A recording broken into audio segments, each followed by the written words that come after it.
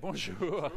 Merci beaucoup C'est une langue d'être. allemande. Oui, on essaye sans faire trop de franglish. Euh, Est-ce que tout va bien? Donc, on va parler de Quill Messenger. Vous allez nous raconter un peu ce que vous faites.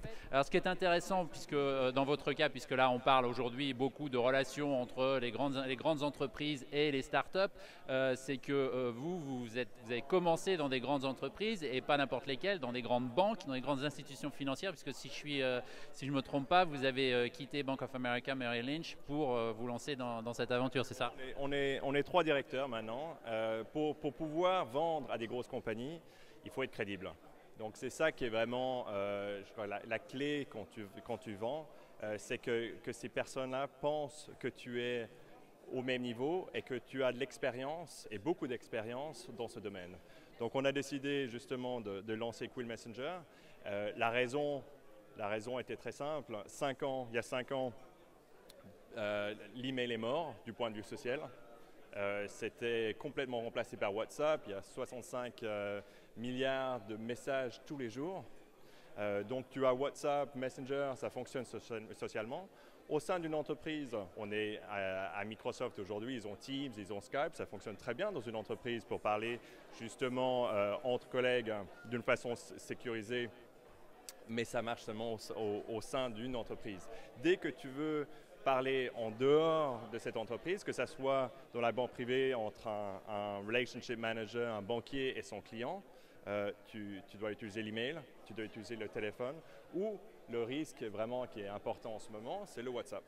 Tout le monde utilise WhatsApp et WhatsApp est un énorme risque GDPR pour plusieurs raisons, mais une des raisons, c'est que ça prend tous les contacts de ton téléphone, donc c'est des contacts personnels aussi, et ça les envoie aux États-Unis. Tu as le consentement et ça crée vraiment un énorme problème du point de vue dans les compagnies.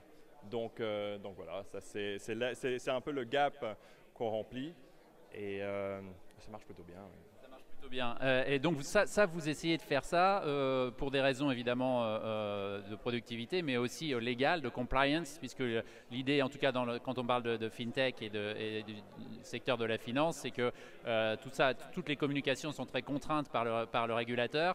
Et alors, comment vous faites pour faire en sorte que le régulateur soit content de ce que vous mettez à disposition? Alors nous, on n'est pas réglementé, mais par exemple, on travaille avec Schroders, on était le premier résident de leur programme en mars. Ils nous ont fait passer par 6 mois de travail pour vérifier que tous les aspects de notre produit étaient totalement sécurisés. C'est le cas, même c'est le cas d'un niveau plus élevé que leurs propres outils. Donc nous, on permet aux entreprises d'être sécurisées, d'être compliant avec leurs propres clients.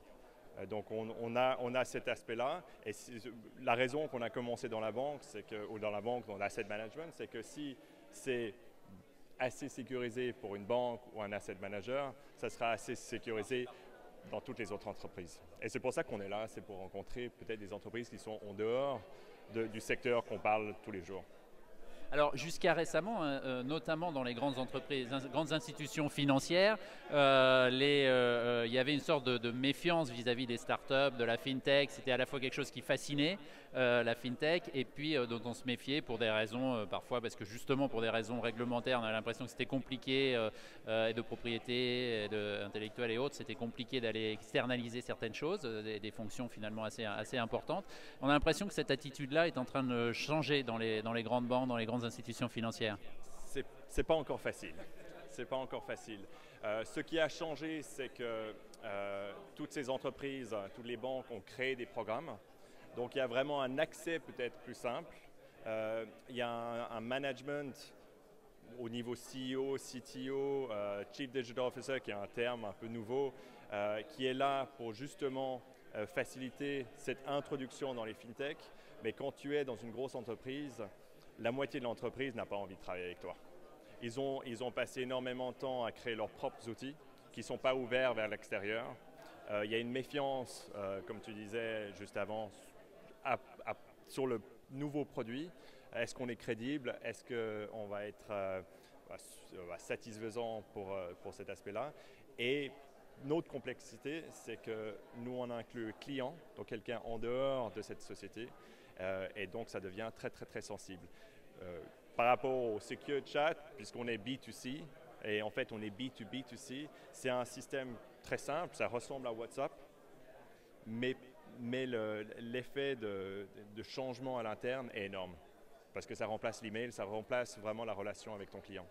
Alors, je voudrais finir par une question peut-être un peu plus personnelle, toujours professionnelle, mais quand on parle d'opposition entre grandes entreprises et start-up, une fois qu'on a travaillé, comme vous l'avez fait pendant 15 ans, je crois, dans les grandes banques, très grandes banques, on est plus heureux dans une start-up?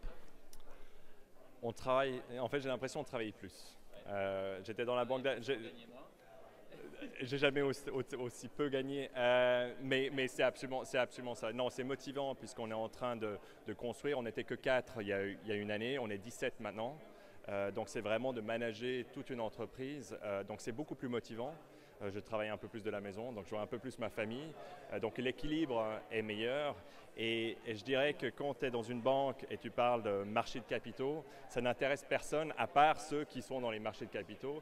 Quand tu es en train de créer vraiment un produit que tout le monde peut comprendre, c'est beaucoup plus intéressant, même du point de vue personnel et par rapport aux amis, ils ont quand même un peu plus de points en commun avec toi maintenant. Quel est là, ça va être vraiment la dernière question, votre objectif à 5-10 ans, vous voyez où? 5-10 ans, c'est beaucoup. Moi, j'ai un objectif à 4 mois et à une année. Non, l'objectif principal, c'est vraiment de remplacer l'email. Donc, on est en train de faire un B2C sur une app avec toutes les compagnies dessus. Une fois qu'on a B2C, on va inclure B2B et qui permettra justement de remplacer l'email du point de vue professionnel. Donc, on a une croissance, selon mes plans, assez importante et vraiment une opportunité très forte. Laurent, merci beaucoup pour votre temps. À très bientôt. Merci.